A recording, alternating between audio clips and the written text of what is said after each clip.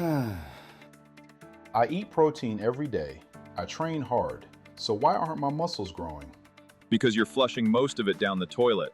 It's not how much you eat, it's how. And here's what's scary. The muscle you're losing right now, after a certain age, you'll never get it back. Never. Every year you miss is muscle you won't have in old age. Let's fix this.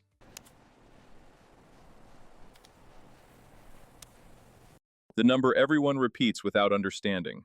RDA, 0.8 grams per kilo. Do you know who it was calculated for? Not for you. It was set as the minimum so a sedentary person doesn't get sick. A survival threshold, not a growth threshold. Wait, so the number in every calorie tracking app isn't for me at all? Not even close. Ask a doctor, how much water do you need to not die in the desert? He'll give you the minimum. But that's not optimal for health. That's so you don't die. Same trap with protein. You train. You tear muscle fibers on every set. They need repairing, and that takes material above the minimum. Eat according to RDA as an active person, and you stay in a hidden deficit for years. Okay, how much do I actually need if I train like this? 1.6 to 2.2 grams per kilo of body weight per day. Dozens of studies. Not powder ads. Peer-reviewed science. Weigh 80 kilograms? That's 130 to 170 grams of protein per day.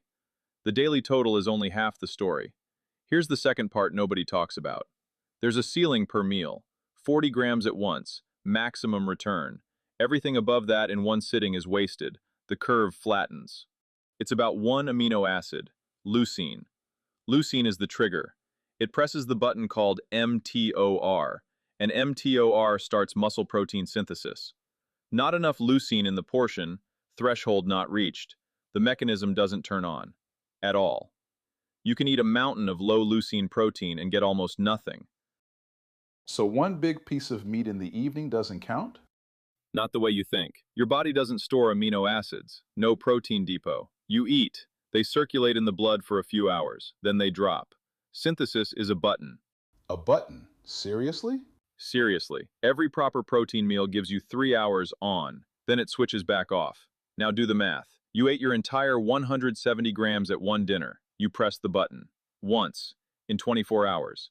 The rest of the time, including sleep, breakdown, not growth. So my normal day, one big dinner, is? 1 click per 24 hours. But split those same grams into 4 40-gram meals throughout the day, and you press the button 4 times. 4 growth windows instead of 1. What about breakfast? I usually just have coffee and something quick. This is where you lose the most, and you don't even notice. Look at your night. You had dinner, went to bed, then 10, 12, 14 hours with zero protein. All night synthesis is off. Well, it's sleep. What can you do? Exactly. That's why morning decides everything. Morning comes. What does most people do? Coffee, toast, cereal, banana, carbs, zero protein. The button that was off since yesterday stays off until lunch. That's literally my breakfast every day. For most people, breakfast is the biggest protein failure of the day, and it hits the hardest because it comes right after the longest fast. Throw 30 to 40 grams of protein into breakfast. Eggs, cottage cheese, Greek yogurt, a shake. You press the button in the morning and cut off overnight catabolism hours earlier. What about kidneys? Everyone tells me that much protein will destroy them. The most harmful myth in fitness. People deliberately undereat protein out of fear. Where did it come from? The studies where protein damaged kidneys were done on people who already had kidney disease. Restriction worked for them. It was medically necessary. Then someone took that conclusion and applied it to everyone healthy. Dozens of long-term studies on healthy athletes eating high protein for years. Zero decline in kidney function. Zero. Healthy kidneys have huge reserve capacity. You said it changes with age. Why? Here's the reason I started with. Remember this word, anabolic resistance. At 20, your muscles are hungry, sensitive. A small portion gives full response. Beautiful. Sounds good. What's the catch? The catch is that every decade that sensitivity drops. After 40, after 50, the same piece of chicken that used to give full synthesis now gives half. The threshold rises. Where 20 grams used to be enough, now you need 40 grams just to turn the mechanism on.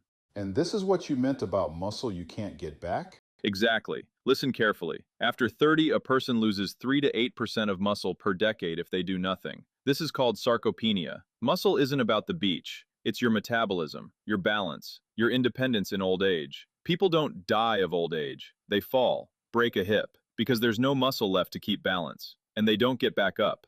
This isn't about how I look in the summer anymore. No, the protein you eat correctly today, at 20, at 30, is the muscle you'll stand on at 70. You're not building a body for summer, you're building it for the rest of your life. Remember where we started? The muscle you're losing right now, you can't get it back. But starting today, that's no longer about you. I realized I was feeding my body just enough to not die, not enough to live strong. How many times a day do you actually give your body a chance? And how many times do you flush it down the toilet?